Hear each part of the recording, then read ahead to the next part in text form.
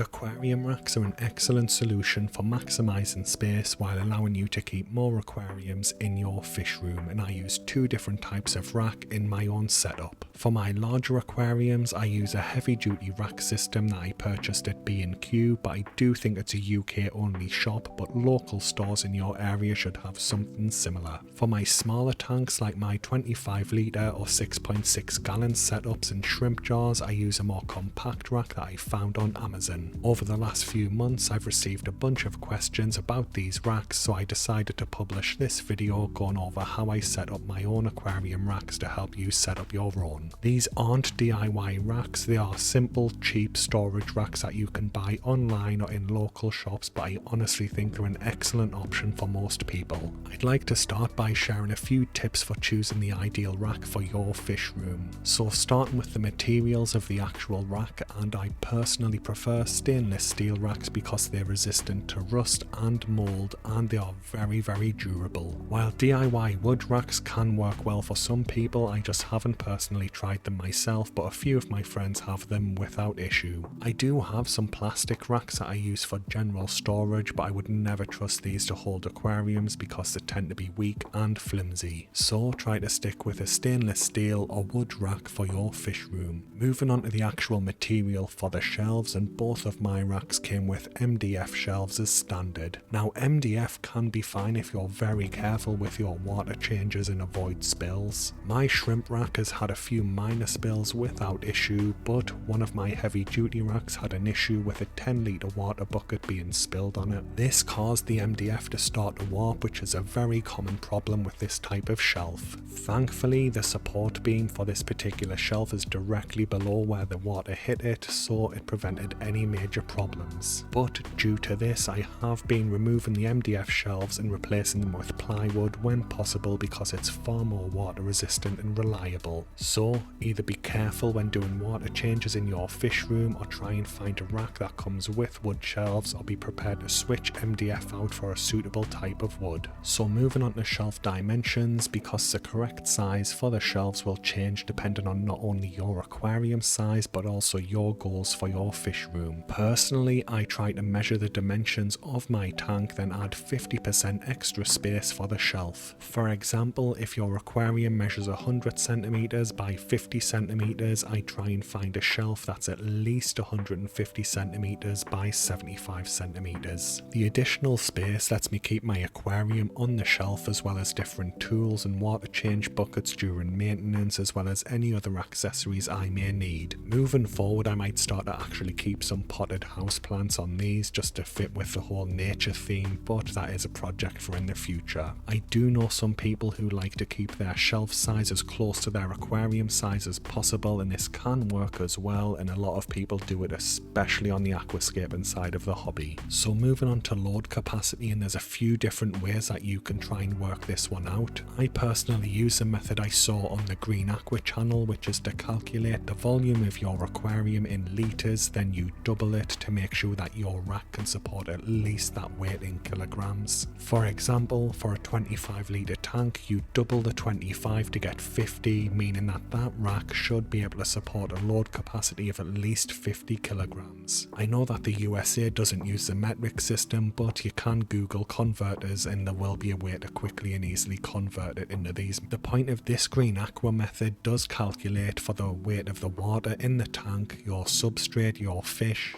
hardscape, and any additional equipment like your light, filter and heater. I've used this system with all of my racks and so far it's been perfectly fine, but there are a few other methods out there that I haven't personally tried. By keeping these factors in mind, you can select a rack that's safe, durable and functional for your fish room, and a lot of them are surprisingly cheap. There's plenty of suitable racks on Amazon, but a lot of local hardware shops will have a selection available too. So moving on to rack placement, and this one's a lot more important than a lot of people initially realise, but you need a strong level floor to support your racks. In my case, this area of the house has a concrete floor, so strength isn't an issue, and the floor here is fairly level. I could use some leveling shims to make the racks perfectly even if I wanted, but for my needs they get the job done as is. Another consideration is to try and avoid windows if possible, as uncontrolled sunlight exposure can encourage algae growth in your aquariums. You may notice that there is a window behind my shrimp racks because unfortunately, due to space limitations, this is the only suitable spot in the house. To reduce the risk of algae, I got some cheap blackout curtains to block the sunlight out and prevent any issues with the tank, and so far they've done an excellent job and no sun gets through them. Ideally, your rack will also have easy access to a power supply too, but modern plug extenders are surprisingly cheap, at least in my area, and you can run power cables in from other areas of your house if needed. So we've picked the perfect rack and we've decided where we want to place it, and now it's time to actually build it.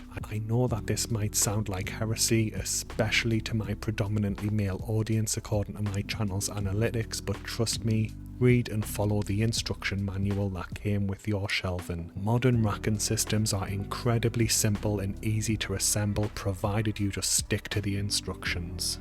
Have a quick flick through them to get a rough idea of what you're doing and then follow it step by step. Most modern racks are designed to be as user friendly as possible, often requiring no nails or tools at all, and you simply build it with your hand, and that's what happened with both of mine. Provided you follow the steps in the manual, you should have your rack set up and ready to go in no time, and it usually takes around 20 minutes for me to get my smaller ones built. So I want to quickly talk about actually placing your aquariums on your rack because there are a few things you need to consider. The most important step in my opinion that is often overlooked is to try and place your heaviest aquariums on the lower shelves to maintain a low centre of gravity and reduce the risk of it tipping if the rack is accidentally bumped. And for example, my yellow Neocaridina shrimp tank is on the bottom shelf because it contains Hikari stone, one of the heaviest rocks used in the hobby, and it's far heavier than everything else in my other tanks. Another detail is to use any aquarium mats that come with your tanks if possible. I know that a lot of people just throw their aquarium mat away, but it's included for a reason, as it adds an extra layer of protection against weak spots in the glass and prevents damage from tiny pieces of debris underneath the tank to make sure your aquarium lasts. Cable management is another often overlooked aspect of keeping aquarium racks. Personally, I try to organise the power cables for my lights and filters so that all run down one side of the rack to reduce tension and avoid any unnecessary strain on the cables.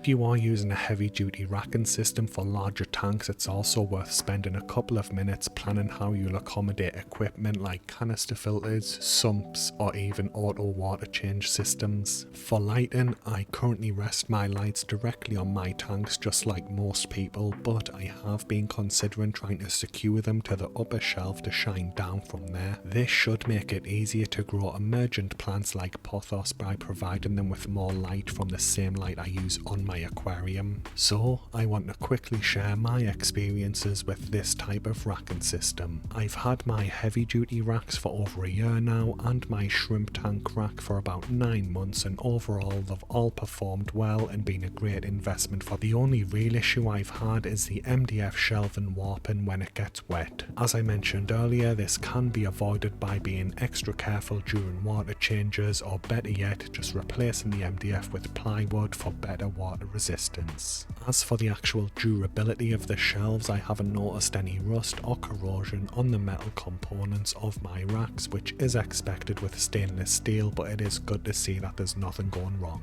So yeah, that's some factors to take into account if you're planning on setting up your own aquarium rack. It's a lot easier than most people think, and I often see people worried about potential problems that you probably won't even encounter. Anyway guys, that brings the video to an end. I hope it's been helpful. Thanks for watching and have a good day.